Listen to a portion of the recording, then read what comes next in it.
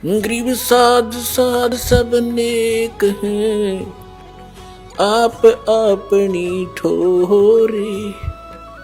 जो सतलोक ले जावेंगे वो साधु कोई और।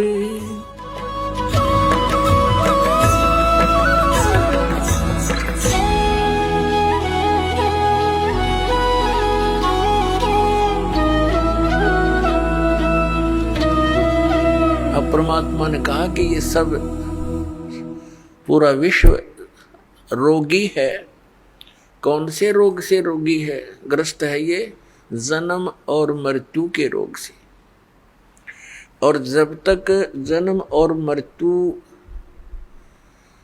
का ये रोग नाश नहीं होगा तब तक आत्मा स्वस्थ नहीं हो सकती, तब तक परम शांति नहीं हो सकती। तो पुण्यात्मा परमात्मा के पाने के लिए हमें एक विशेष विवेक की आवश्यकता पड़ेगी। उसके अंदर हमें सबसे पहले कौन सी वस्तु को आधार मानना पड़ेगा? हमने परमात्मा के पाने के लिए उस साधना को आधार मानना पड़ेगा जिस साधना को करके जिन महापुरुषों को हम अमर मानते हैं, कि जो संत जो महापुरुष मुक्त हुए हैं उन्होंने कौन सी साधनाएं की, कौन सी भक्ति की, और उन्होंने कौन परमात्मा बताया। फिर तो बात सब संशय खत्म हो जाती है, बात ही समाप्त हो जाती है। हमारे अंदर जो शंकाएं थी वो नष्ट हो जाएंगी। उसके साथ साथ जो उन महापुरुषों ने साधनाएं की और वो मुक्त हुए, उसके साथ साथ फिर उनका कुछ संकेत, कुछ विवरण हमारे सदग्रंथों में भी विद्यमान है, तो भी हम उसको समर्थन मानेंगे। जैसा कि आज सुबह के सत्संग में आपको बताया था, 5 वेद हैं, ये प्रमाणित ग्रंथ हैं। ऋग्वेद, सामवेद, यजुर्वेद, अथर्ववेद, ये तो वेल नोन है। और 5वां जो सूक्ष्म वेद है वो परमेश्वर ने स्वयं आकर के बोला है अपने मुख कमल से। उसके विषय में श्रीमद् भगवत गीता अध्याय नंबर 4 के श्लोक नंबर 32 में प्रमाणित किया है। गीता ज्ञानदाता कहता है कि जैसा कि मैंने अभी आपको गीता अध्याय नंबर 4 के श्लोक 25 से लेकर 30 तक में वर्णन किया कि कोई तो देवताओं की पूजा करता है, कोई केवल हवन यज्ञ करता है, कोई योग अभ्यास आसन ही करता है, कोई स्वाध्याय करता है, और ये सभी अपनी अपनी साधनाओं को पाप नाशक जानते हैं, क्योंकि पाप नाश हुए बिना भगवान मिले नहीं। निर्मल होकर ही परमात्मा प्राप्ति होगी। तो भावार्थ ये है कि वो सभी इसलिए अपनी अपनी साधनाओं को श्रेष्ठ मानकर कर रहे हैं कि उनको वो उचित मान रहे हैं, पाप नाशक मानते हैं। फिर गीता ज्ञानदाता कहता 4th अध्याय के 32वें श्लोक में कि इस प्रकार की विस्तार के साथ यज्ञ अर्थात धार्मिक अनुष्ठानों की जानकारी ब्रह्मण मुखे, यहां गीता अनुवादकर्ताओं ने बेईमानी कर रखी है। ब्रह्मण मुखे का अर्थ कर रखा है वेद की वाणी। वेद वाला ज्ञान तो वो गीता ज्ञान दाता बोल ही रहा है, और उससे वो हटकर बता रहा है कि सच्चिदानंद घन ब्रह्म की वाणी में विस्तार के साथ कही गई है। अब श्रीमद् भगवत गीता अध्याय नंबर 17 के श्लोक नंबर 23 में ये ब्रह्मण शब्द है। जो चौथे अध्याय के 32वें श्लोक में ब्रह्मण्य मुखे शब्द है, वहां भी ब्रह्मण्य शब्द है। तो वहां इनकी नीत साफ थी अनुवादकर्ताओं की। इन्होंने वहां पर ब्रह्मण्य का अर्थ कर दिया सच्चिदानंद घन ब्रह्म, जो इसका असली अर्थ है। और यहाँ चौथे अध्याय के 32वें श्लोक में ये डंडी मार गए, क्योंकि इनको ज्ञान था नहीं, बेईमानी कर गए। यहां लिख दिया वेद की वाणी, यहां भी लिखना था सच्चिदानंद घन ब्रह्म की वाणी में। आपको दिखाते हैं श्रीमद् भगवत गीता पदछेद अन्वय साधारण भाषा टीका सहित। ये गीता प्रेस गोरखपुर से प्रकाशित है, जयदयाल गोविंद का इसके अनुवादक है। ये अध्याय नंबर 4 है श्रीमद् भगवत गीता का। ये 25 में क्या कहा है?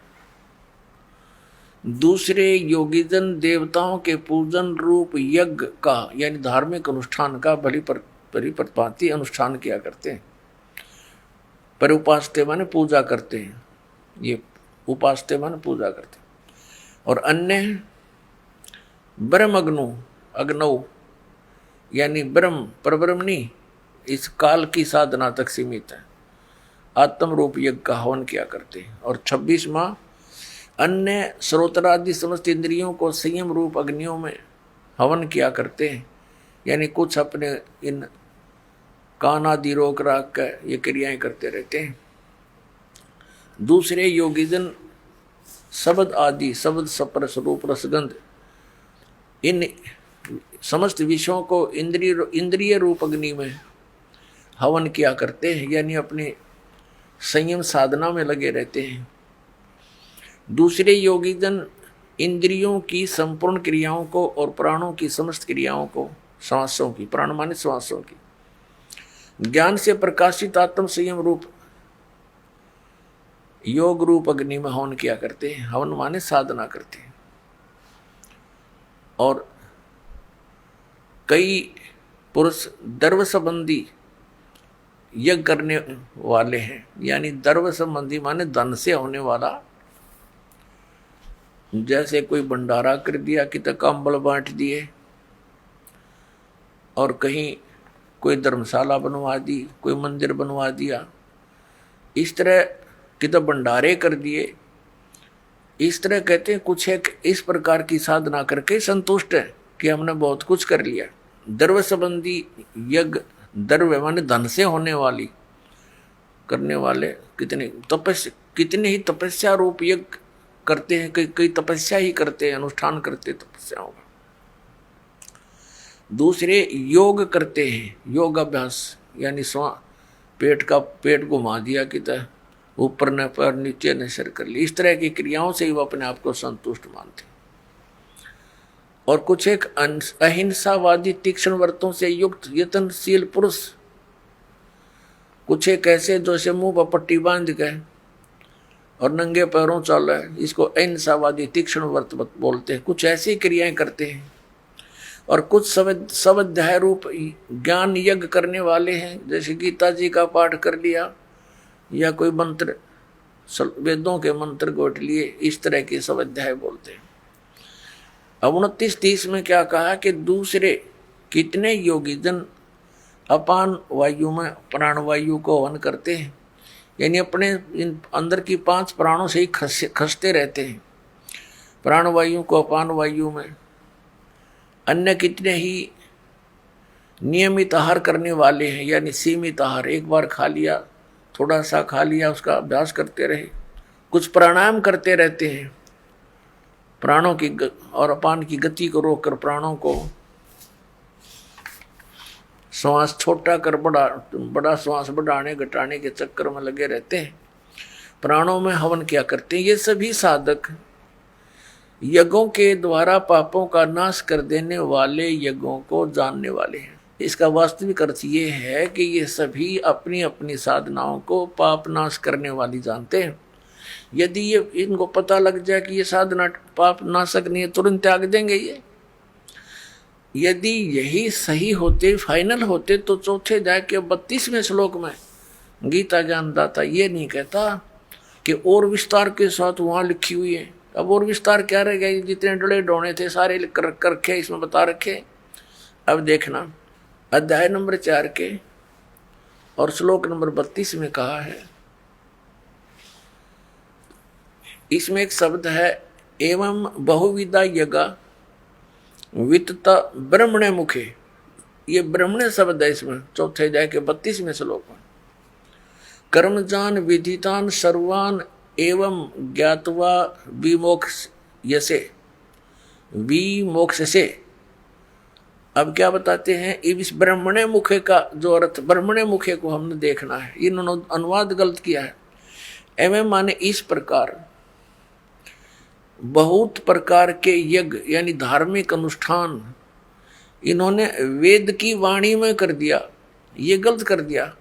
ब्रह्मणे मुखे का अर्थ लिखना था सच्चिदानंद घन ब्रह्म की वाणी में विस्तार से कहे गए। उन सबको तू कर्म जान यानी कर्मों से, शारीरिक क्रियाओं से संपन्न होने वाले जान। नाम उठत नाम बैठत नाम सोत जागबे, नाम खाते नाम पीते नाम सेती जागबे लागबे, ये क्रिया है उसमें। विधि तान, विधि जान, उनको जान। इस प्रकार तत्व से जानकर उनके अनुष्ठान द्वारा तू कर्म बंधन से सर्वथा मुक्त हो जाएगा। अब ये देखना, हमने ये गलत कर दिया, ने बेईमानी कर रखी यहाँ पर। यहाँ लिखना था सच्चिदानंद घन ब्रह्म की वाणी में। अब आपको दिखाते हैं इसी श्रीमद् भगवद गीता अध्याय नंबर 17 के श्लोक नंबर 23 में। इसमें है ओम तत्सत इति निर्देश है ब्रह्मण तिर्विद समर्थ ब्राह्मणा तेन वेदा च यगा च विहिता पुरा। ओम ओम तत् तत् सत सत इति माने यह, ऐसे यह।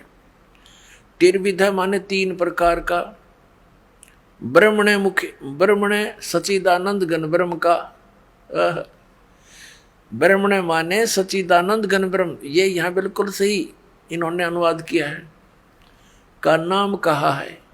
अपने आत्मा इस गीता जी अध्याय नंबर 17 के श्लोक नंबर 23 में एक तो ये कंसेप्ट क्लियर हो गया कि गीता ज्ञान दाता से एक सच्चिदानंद घन ब्रह्म कोई और है, सुप्रीम पावर, समृद्ध शक्ति, और उसका मंत्र है ओम तत्सत। ये 3 मंत्र का है। तो एक तो हमारी पवित्र गीता से हमें ये मिलेगा कि कौन सी साधना करने की है, वो कौन से मंत्र हैं जो जाप करके मोक्ष प्राप्ति होती है, और दूसरे फिर हम प्रमाण लेंगे उन महापुरुषों से जिनको हम मुक्त मानते हैं।